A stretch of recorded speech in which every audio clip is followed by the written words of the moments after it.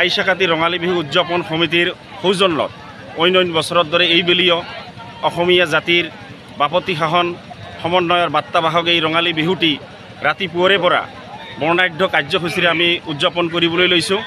অলপ আগতে আমাৰ যি কাৰ্যসূচী আছিল মুকলি বিহু প্ৰতিযোগিতাৰ উদ্বোধক মহোদয় আমাৰ ডক্টৰ অশোক কুমাৰ সিংঘীদেৱে উদ্বোধন কৰি গৈ গ'ল। মোৰ বিহুৰ অনুভৱ এইটোৱেই যে আমি বিহু আমাৰ জাতীয় সংস্কৃতি, আমি জাতি ধৰ্ম বৰ্ণ নিৰ্বিশেষে উদযাপন কৰি আহিছোঁ। এইটো এটা গতানুগতিক কথা, কিন্তু আমি আচলতে বিহুৰ চিন্তা কি আমি এইটো বিচাৰ কৰিব লাগে, আমাক ভাবিব লাগে। কাৰণ আমি এইখন অঞ্চলত বৃহত্তৰ সাৱগ্ৰাম অঞ্চলত প্ৰায় 8খনমান উদযাপন সমিতি আছে। আজি আমি আমাৰ সংস্কৃতি পালন কৰোঁতে বেলেগৰ ওপৰত নিৰ্ভৰশীল হৈছোঁ।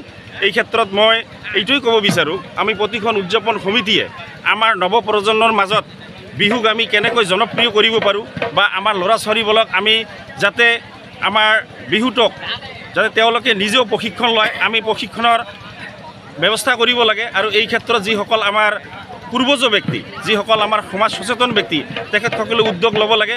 কাৰণ আমি বাহিৰৰ পৰা দল আনি পেলাই আমি সংস্কৃতি পালন কৰি আমাৰ সংস্কৃতিক যে জীয়াই ৰাখিব নোৱাৰিম, এইটোৱে আজিৰ বিহুৰ অনুভৱ বুলি মই বিবেচনা কৰোঁ। কাৰণ সংস্কৃতি সাধাৰণ মানুহৰ মাজতে জীয়াই থাকে।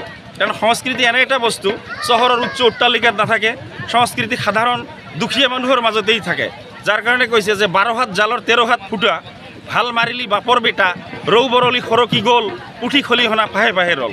অৰ্থাৎ জালখন 12 হাত, এইটোৱেই ক'ব বিচাৰিছে যে 12 হাত জালৰ 13 হাত ফুটা। তাৰমানে সংস্কৃতিৰ ক্ষেত্ৰতো এইটোৱে যে সংস্কৃতি কাৰ ওচৰত আছে, সেই দুখীয়া মানুহৰ ওচৰতেই আছে। সেইকাৰণে আমাৰ উদ্যোগটো এনেকুৱা, আমি ভাবোঁ যে সংস্কৃতি উদযাপন কৰোঁতে ধন সম্পত্তি নালাগে, আমি সাধাৰণ মানুহে আমাৰ অন্তৰত এটা স্পৃহা থাকিব লাগিব। আমি তেতিয়া সংস্কৃতিক আমাৰ সাৰ্বজনীন কৰি তুলিব পাৰিম।